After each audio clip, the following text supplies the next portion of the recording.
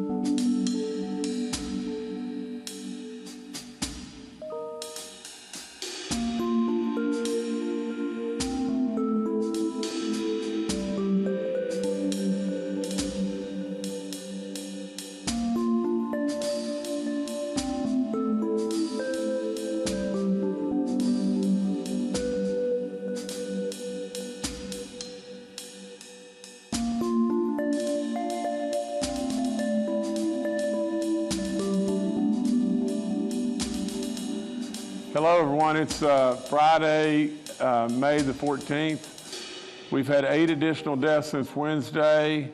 Very respectfully, we want to read those first, and then we've got a good little bit of information. We're going to get through it as quickly as we can. The 2,749th death is a 53-year-old male from Mingo County. The 2,750th death is a 70-year-old male from Lewis County. The 2,751st death is a 74-year-old male from Berkeley County. The 2,752nd death is a 68-year-old male from McDowell County. The 2,753rd death is a 29, whoa, my goodness, a 29-year-old male from Mineral County. You know, they list these, and this one was underlined, and I thought it was really the break between 2 days, but I didn't know that, and so I just hate it. Gosh, I hate it for all, but boy, that's bad. Our 2,754th death is a 93-year-old female from Mason County. Our 2,755th death is a 69-year-old male from Grant County. And our 2,756th death in West Virginia is an 85-year-old female from Marion County. You know, for almost all of us, the sun's shining, and right now there's a bunch of kids, you know, with communities in schools, and they're out in the boulevard doing the chicken dance. And it's good to see our kids, you know, having fun and doing good stuff and everything. And it's easy to maybe possibly forget, you know, just forget, or you know, that all these people that you know, we've lost. And so nevertheless, I just hate it. I hate it so bad. Don't forget them. Don't forget them. Keep them in your prayers and remember them, please.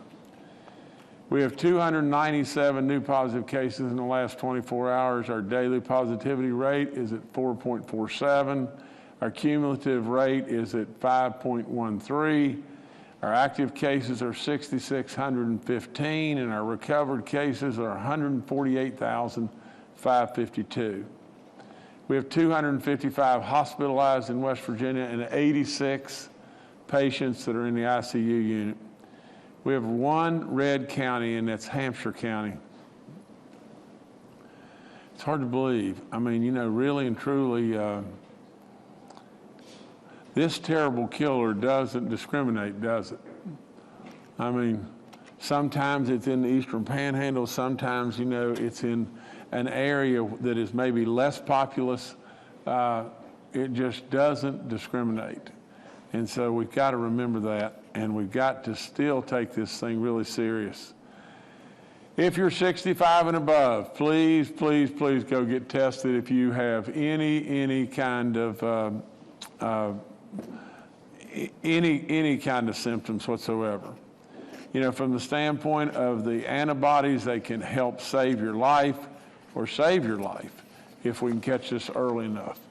Now, the CDC yesterday came out with something. I loved it to death. They came out and lifted the mask guidance and everything.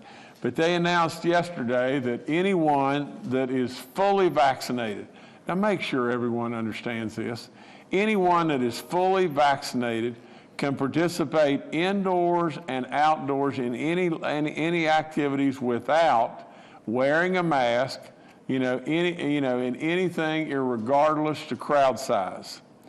Again, this is for those folks that are fully vaccinated, which means that you have had both your shots, other than if you've taken Johnson & Johnson, and you have had 2 weeks after the second shot.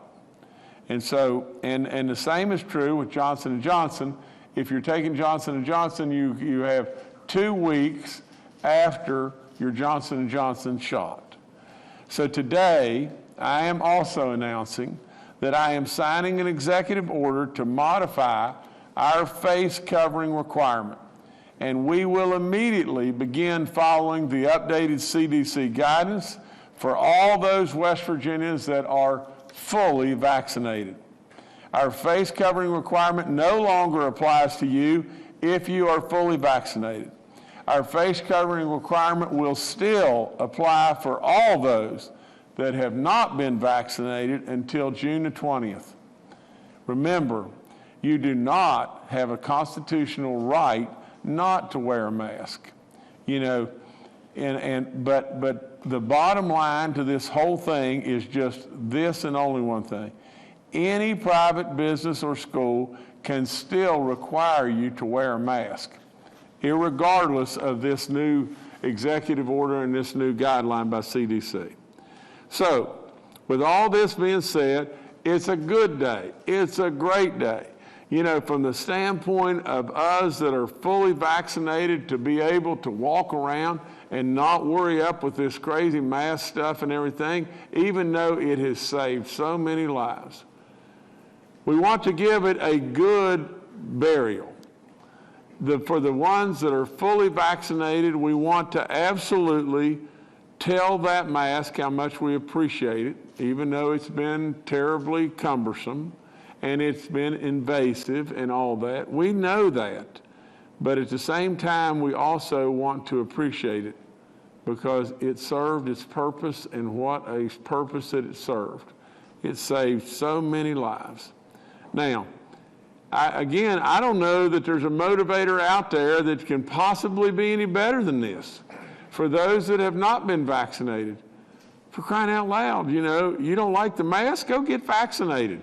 Go get vaccinated as quickly as you possibly can and everything, so where you can share in this enjoyment and everything that's going on as well. Now, it's going, you know, you'd probably, to be able to really take advantage, you're going to probably have to take Johnson & Johnson and then go 2 weeks, but you could surely beat the June 20th deadline by 20 days or more if you'd go now. So I encourage in every way. I'm excited about more good news, and I want everyone to understand with all in me that I respect all constitutional rights of everyone. I absolutely do, you know, but our private and our public facilities and everything, where you're going in and out of those and everything, you know, we have got to continue to work towards getting more and more and more folks vaccinated, and we're going to continue to do that, and we're on a pathway, really and truly, to have a whale of a celebration on June the 20th. But for right now, we've got a surely happy day today as well. You know, on June the 20th, through our Call to Arms initiative, I've set that date for the mask mandate to be fully lifted. You know, we're keeping that date. And, you know, if you get vaccinated, you know, in the very near term with Johnson & Johnson, you'll be able to get rid of this mask probably 20 days before our June 20th date. Okay. I talked to you a little bit on Wednesday about the unemployment dilemma and our small businesses across our state, all of our businesses really struggling with trying to fill jobs. We have now checked it out with Workforce and checked it out pretty good. There's about 24,000 people, I think that was the right number, that are now still currently unemployed, and that they're receiving this extra, you know, bump from their unemployment, you know, every week, and so, you know, there's 12, I think, states right now that have instead of letting that go on all summer, letting our businesses, you know, be upside down and struggling in every way in the world to be able to take care of their business and take care of their customers and on, you know, those businesses really know that our people should be back to work. And I agree with that wholeheartedly.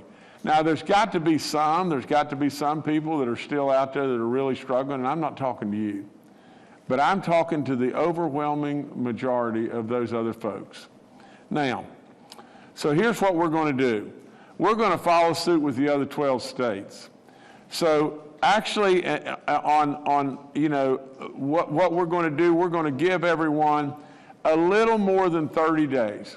That gives Workforce and everybody the ability to put this into action and everything and what we're getting ready to do.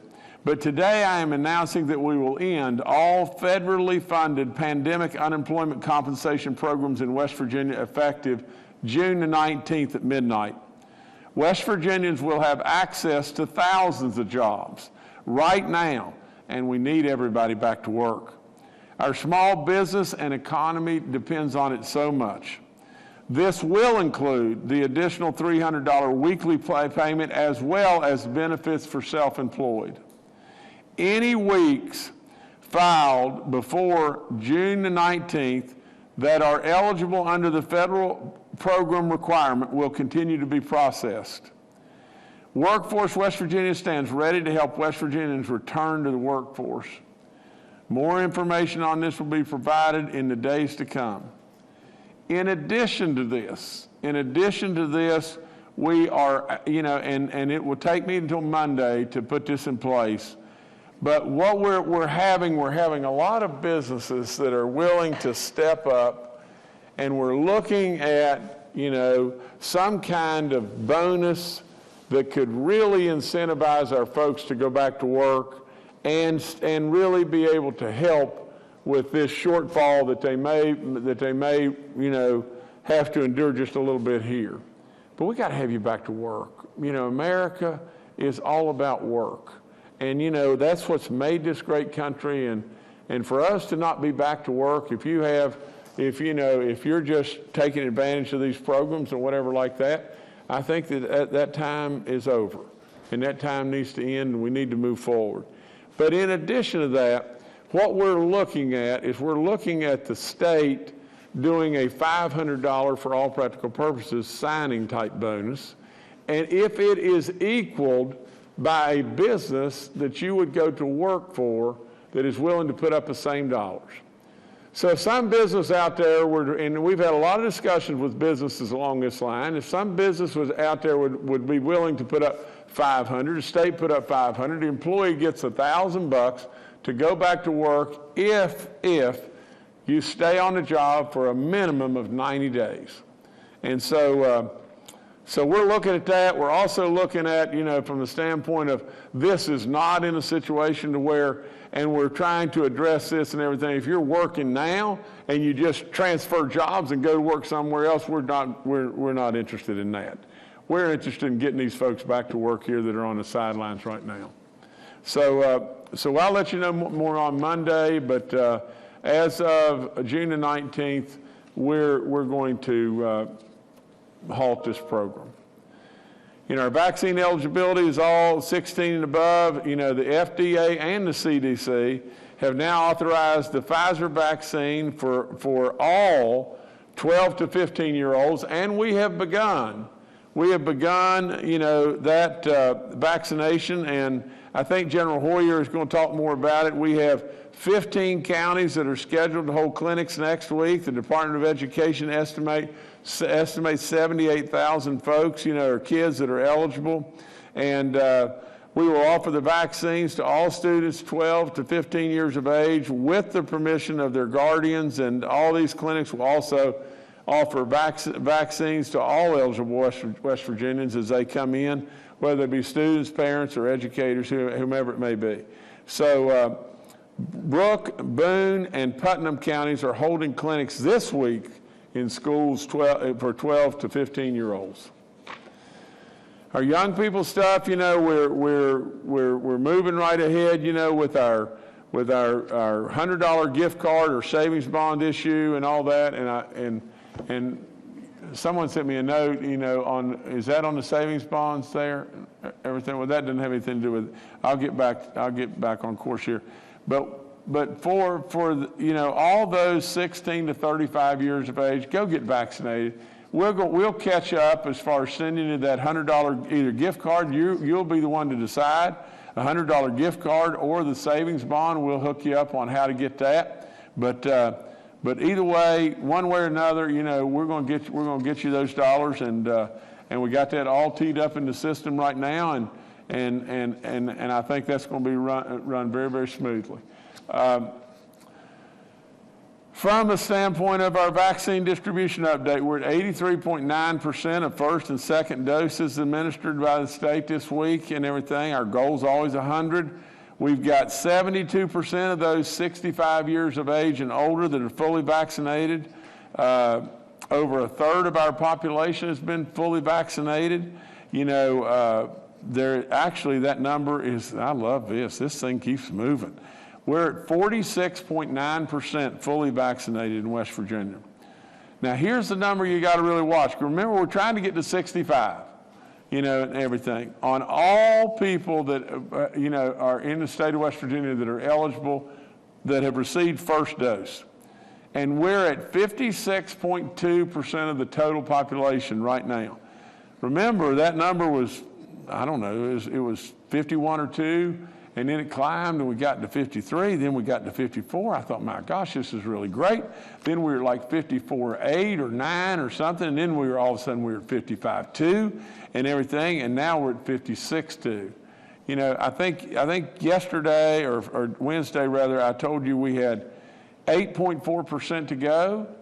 You know, if I'm doing my math right, well, I think we're at, I'm sorry, we were at 9.4% to go, and now we're at 8.8% to go. I think that's correct, and everything. So we're getting there. We're really getting there and getting there fast. So, you know, we're over 80% of our 65 years of age and older, and our call to arms goal is to get that to 85, get our age 50 to, you know, above 50, or 50 to 65 year olds to get that to 75%, and get all of our people to 65%. We don't have to get there. We'll get there really close to June 20th. June 20th, the masks are over, but we forecast everything, and we are absolutely on track to be right there, or really close on June 20th. Over and over, I tell you, our businesses and our churches, please call us, and we'll set up to vaccinate your congregation or your business and your employees. All you got to do is call. Our vaccine info hotline is up there. You know, our state parks are vaccinating like crazy, and all that's really good. On Memorial Day weekend, we'll be at all of our state parks, and we'll offer vaccines to all the employees families, all the park guests, anyone that wants to come and get vaccinated at that time. And we're doing clinics all over our state parks. Those people have done phenomenal work. You know, we're transferring 6,000 doses of our Johnson & Johnson vaccine. We've had it for a little bit too long, and you know, it's starting, you know, it's going to expire on June, in early June. And so we got these 6,000 doses that we want to be able to help take care of our neighbors, and we're transferring those 6,000 doses to Delaware. You know, we currently have on hand, get these numbers, 33,000 doses of Pfizer, 20,000 doses of Moderna, and 20,000 doses of Johnson & Johnson. So, and we can immediately continue to order hundreds of thousands of doses, so all that's good stuff. You know, we're good to go there. All of our free testing is up. You know, we thank Frith, we thank Walgreens over and over. I encourage to get tested, and get tested. It seems like we may possibly have, you know, a misprint or whatever in the total number of doses that we have in warehouses and everything. You know, I'm not sure that that be the case, but if that number was wrong, General Hoyer, when you get on, please correct me on that. Our outbreaks in our long-term care facilities have jumped up just a little teeny bit. We have 17. We have 8 active outbreaks in our churches in 5 counties. That's Greenbrier, Hardy, Jackson, Nicholas, and Ritchie counties. Corrections update, we have 13 inmate cases and 7 staff. Phenomenal job there. You know, from the standpoint of giving blood and plasma and everything, I really highly recommend that you do that, especially if you've been through the rigors of experiencing COVID and you've recovered. It's been a blessing from God above. Please, please, please think about giving blood. You know, our dashboard update next week, starting next week, we will begin updating our DHHR COVID-19 dashboard on Monday through Friday. It's tough to get the information in over the weekend and everything, and a lot of folks are are now not working through, and so that information really and truly, we ought to be handling that now Monday through Friday. Now, and we will start week after next. I mean, we will not update. We will not change next week. We will do it week after next, because at that point in time, we'll be going to a Tuesday-Thursday schedule, and really Mondays is the toughest day and everything. But Monday we'll be getting all the information in from over the weekend, and we'll be updating week after this week coming up. And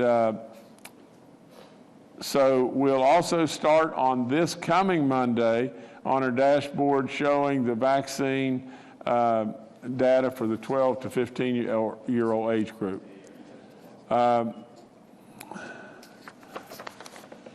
Okay. I've got the Colonial Pipeline, you know, like I said, while everybody's running all over the place trying to get gas and some of the silliest things in the world, you know, I hope you've got all the confidence in us that we're going to tell you when something is really haywire. Hey, Governor, Governor, I apologize. We've hit a technical issue, and we're going to have to pause the briefing momentarily.